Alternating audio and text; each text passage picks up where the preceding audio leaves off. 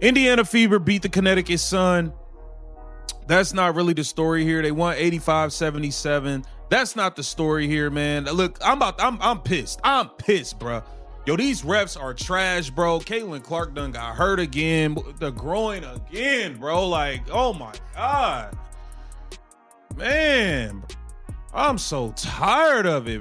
Ugh. Breaking news. Caitlin Clark just got hit hard by destiny again. The star shooter might end up on the bench because of bad luck, and fans online are already fired up. People are asking if the referees missed the call, and whether it looked more like a tackle than a foul. This could take some shine off the All-Star weekend. We'll break down what happened, who might be at fault, and why Angel Ree is probably laughing about it right now. Stephanie White, congratulations. Amber Cox, way to go. Kelly Krauskopf, you did it, girl. You really did it. Way to rush Caitlin Clark back from injury time after time after time after time. To the point where she's tearing and crying on the court because she felt something in her groin. You three ladies couldn't manage a kid's lemonade stand. WNBA feels like it's one ankle roll away from disaster. Small injuries don't seem like a big deal until the league's biggest star is limping off the court like she stepped on a Lego during the national anthem. Then suddenly, everyone acts shocked, even though they've been pushing for a rough, high-intensity game that's starting to look more like a gladiator fight than basketball. Well, this game had a little bit of everything, but if I had one word to describe all of it, it would be painful. All right? Painful. And this was painful. In case you guys did not notice, because Caitlin Clark was struggling at times, especially with her shot. Now, she was grabbing rebounds, getting assists when Stephanie White wasn't pulling her out of the game. I mean, she's never going to get a rhythm if she keeps getting nonsensically bent. Caitlin Clark isn't just a star player, she is the WNBA's main draw. She brings the fans, the TV ratings, the merchandise sales, the storylines, and even the drama that keeps people watching. So when she hurts her knee, sprains her wrist, or gets shoved into the stands while refs look the other way, the whole league holds its breath. Instead of treating her like the billion-dollar investment she is, they're letting her get tossed around like it's a wrestling match and she showed up without a steel chair. Groin. I don't know what's going on, man. I don't know what's going on anymore, guys.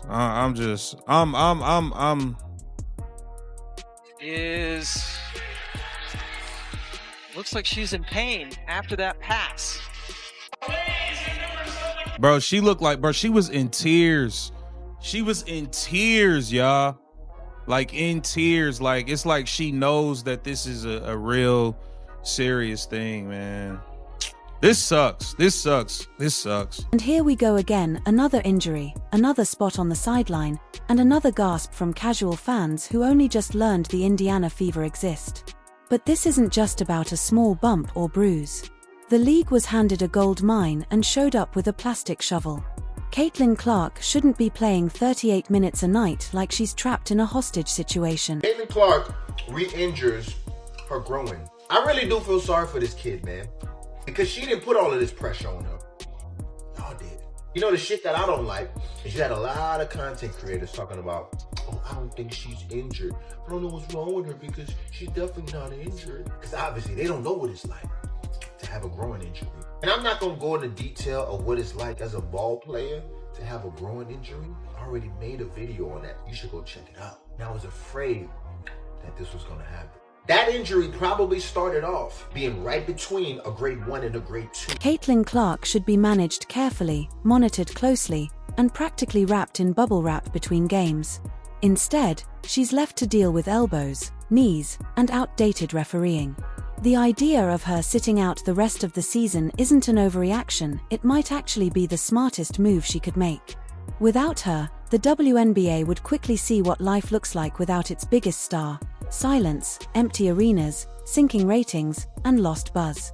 If Clark steps away, so do the fans, the viral moments, the jersey sales, and the excitement. This isn't about drama, it's about value.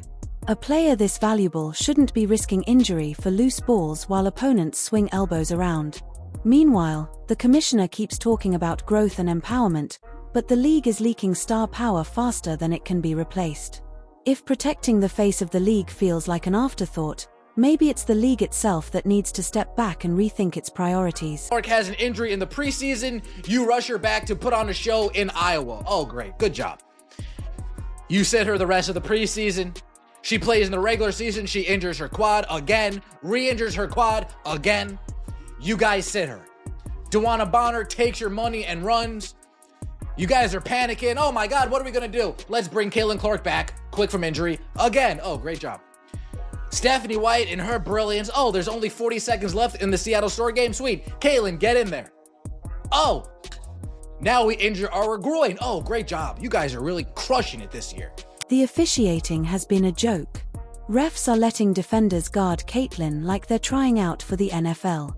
One night she's getting slammed into the Gatorade table, the next she's surrounded by 3 players who aren't even supposed to be in the shot, yet the whistle never blows. They call it physical defense, but if opponents got any closer, they'd need to start paying rent.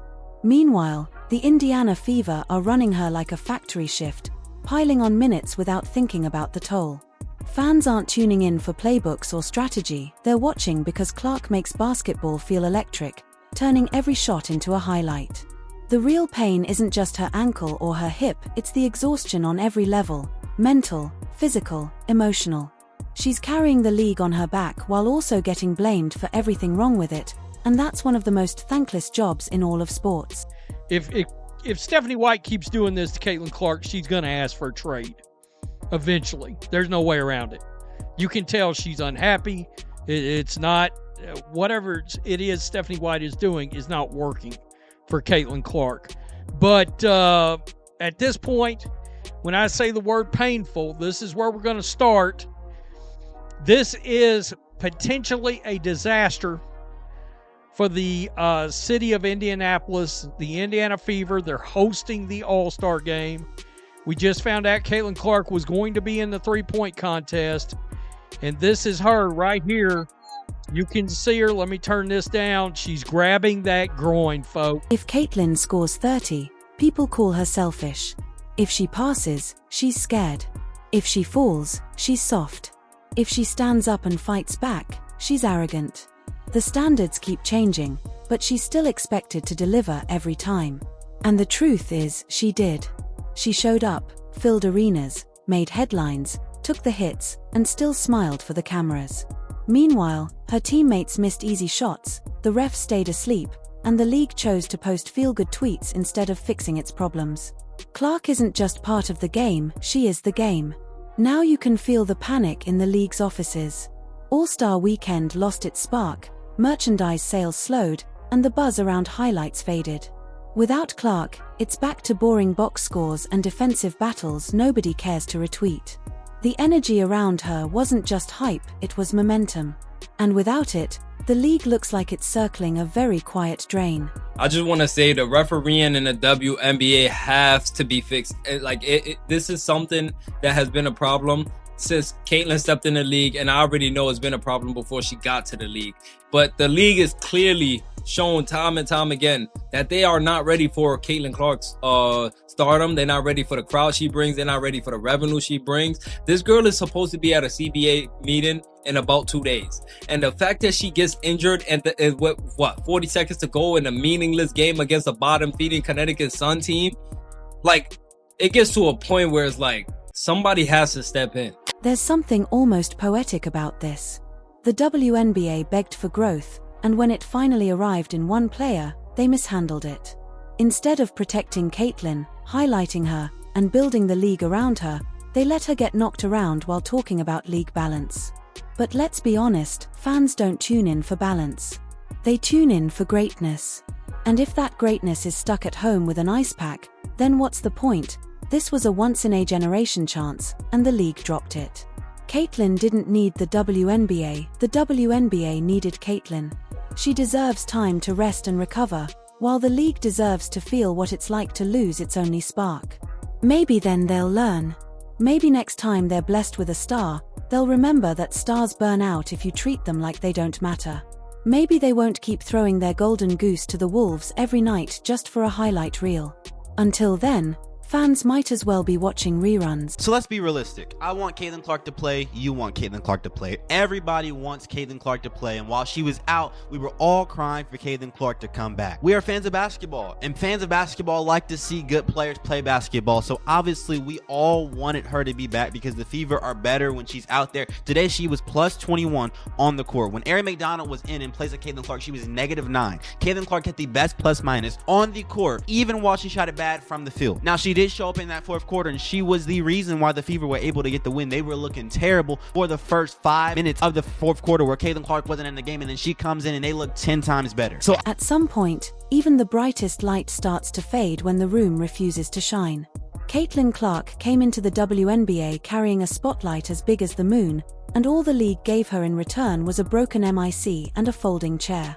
Her love for the game has never been in doubt. She lives it, breathes it, probably dreams in pick and rolls. But between the hype and the constant hits, she's learning something painful. Love isn't enough when the very league she's trying to save keeps dragging her down. She's not just physically tired, she's soul-deep exhausted. Even putting on her sneakers feels like emotional labor she isn't getting paid for. You can see it on her face during timeouts, not focused, but numb. Not locked in, but checked out. She's realizing, right in front of everyone, that the thing she gave her life to is broken, leaking relevance like a sinking lifeboat. And no matter how many highlight clips she makes or half-court shots she hits, it can't fix a foundation built on dust and wishful thinking. Brutal.